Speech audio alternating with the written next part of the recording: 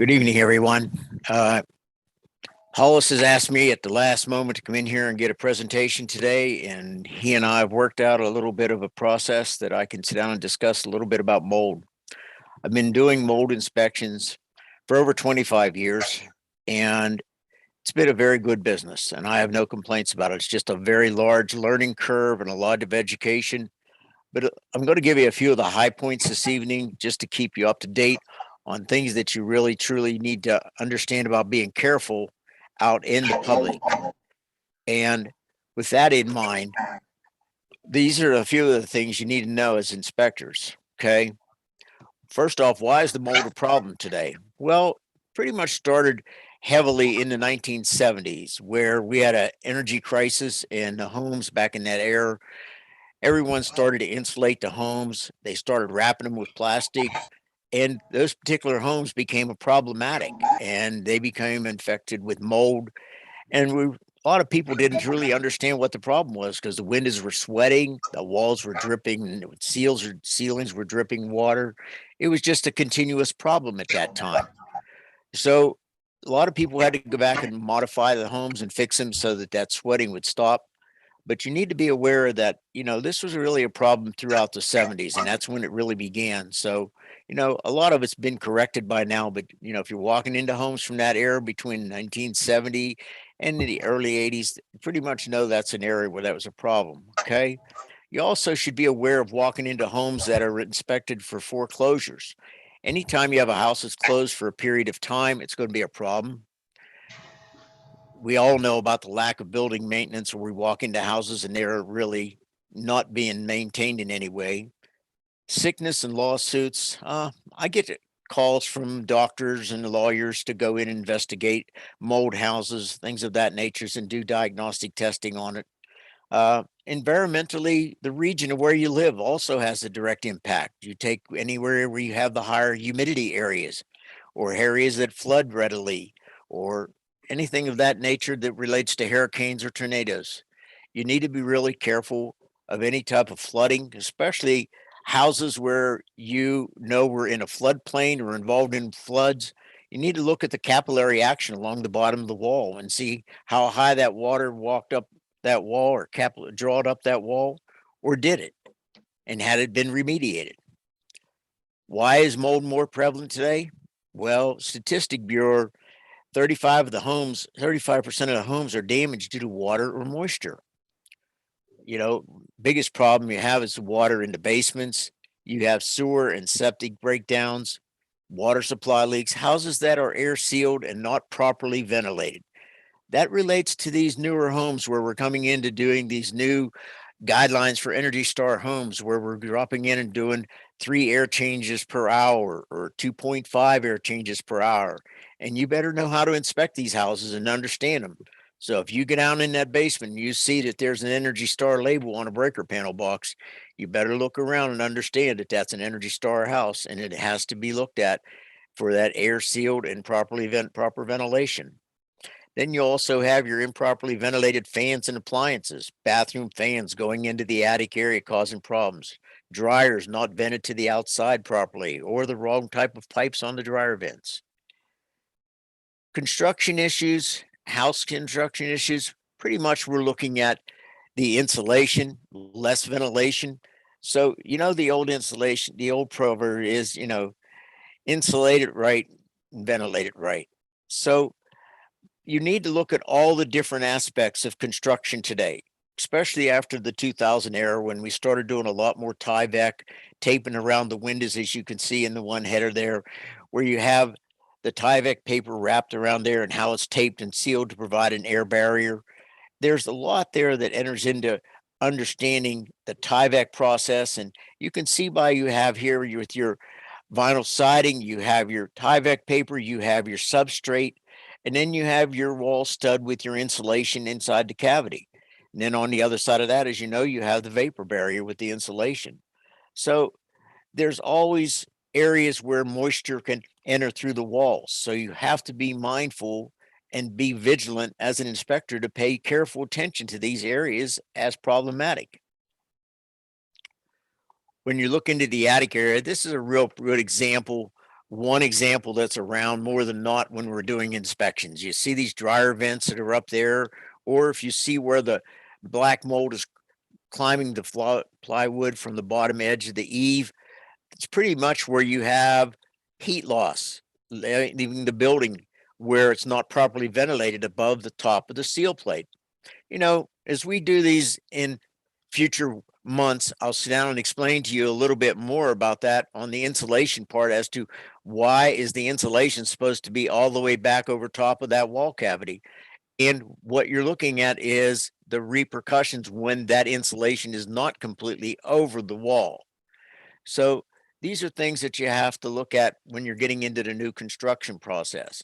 The other process you're looking at is in this vent fan over here where it's blowing the air from the bathroom shower or bathtub area, and it's creating a condensation on the underside of the roof sheeting, and it has to be treated.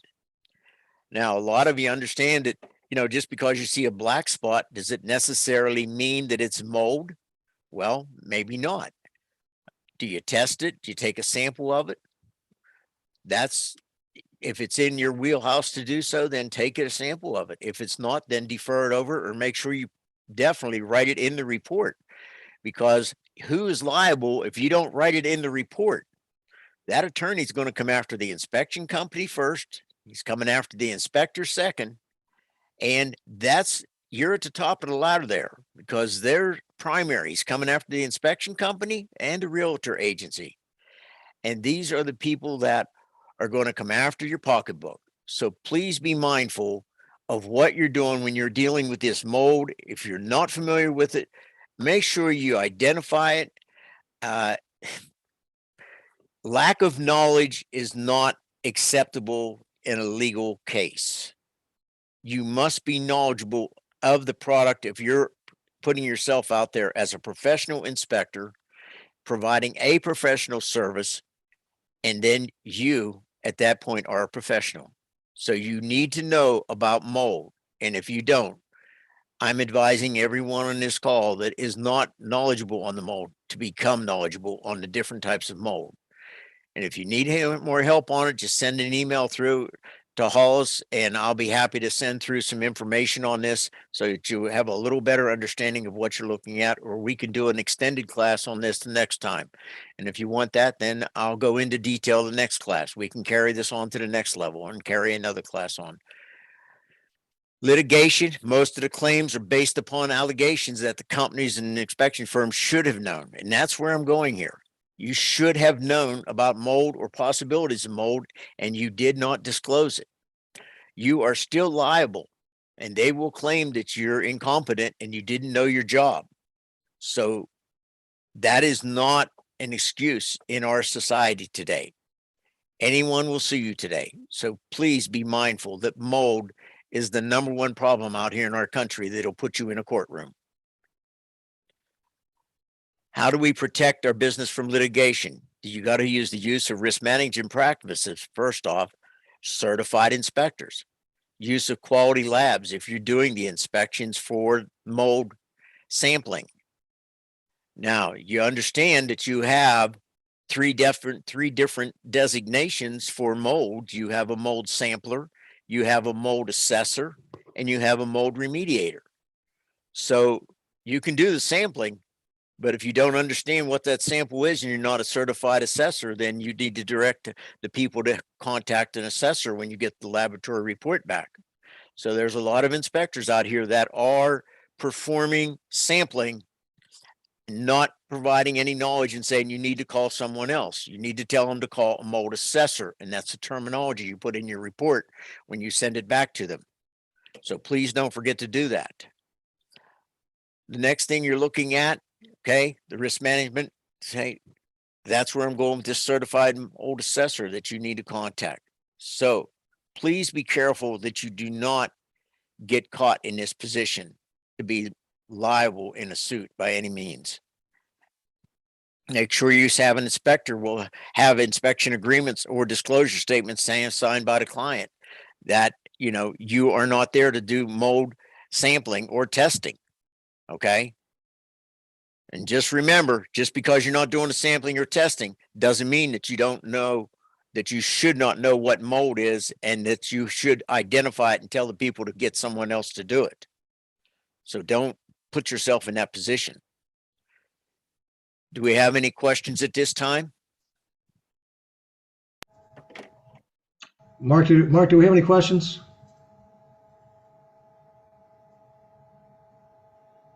I see one here. Andy Aviles was asking Charlie about to get an idea of what your relationship is. What percentage of your tests are surface mold sampling, and how much of it is air sampling? I don't typically do very many sampling of the walls, or I don't do very many tape lifts or swabs, because that's a mold area, and you have to relate to understand that, if there's not greater than 9 square feet of mold on the wall, the homeowner themselves can clean it up. And the other part of it is I'm more curious as to whether or not that mold is airborne throughout the house and can cause problems. So I do more of the air quality sampling than I do the tape samplings or swabs. So Charlie, you come in here talking about liability, and I think we really need to think about that. On the one hand, I don't think we need to be, overly frightened of these liability issues, but certainly aware of them.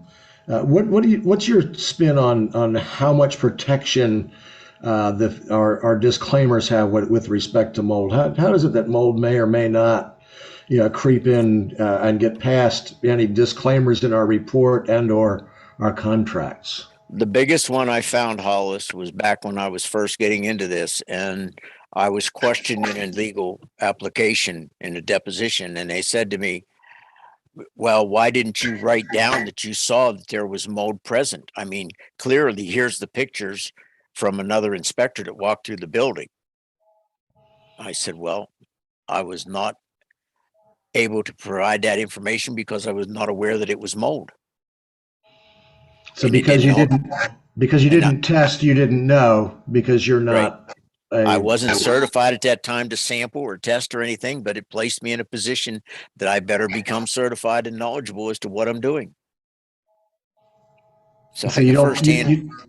you don't think you're increasing your liability by becoming the expert? Now they can say, "Oh, you should have known," if you miss it. You don't think it works that No, way? because you could just basically stay on the low end of the totem pole and do the sampling and defer it over to an assessor for further assessment.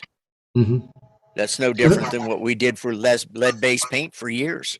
Yeah. There's different designations for lead-based paint. You are a sampler or you were a risk assessor to assess the mold sampling. And So that's where the do way you it's always what set that up. what lab do you use, I use the AEML out of Florida. and why? How do you choose them? They provide the quickest response. If I send out a report today, like today, I took a sample. I took my samples and I was back home before 5 o'clock. I had the wife create this chain of custody, and it was in the mail, shipped out FedEx tomorrow afternoon. I'll have the results back by 2 o'clock. Mm-hmm. So there's no licensing for mold in our the DC area for Virginia or Maryland. What kind of certifications are available? You have different organizations where you can acquire the certifications, Hollis. I mean, I used the one out of Williamsport, Pennsylvania with Joe Lyon, and I go with Joe Lyon because he's an industrial hygienist. And if you have questions about a report or you don't understand it, I've worked with Joe Lyon for the last 20 years. And anytime I've got a question, I'll send it over to him or send a report over and he'll explain it to me. So he's one of the better ones. He just doesn't blow you off. I mean, he's there and he does respond to it. So it's an environmental solutions up there and they take care of it. And that's why I go there for my certifications. Okay, well, Charlie, that's helpful. We appreciate your time, and look forward to hearing from you some more in the coming months.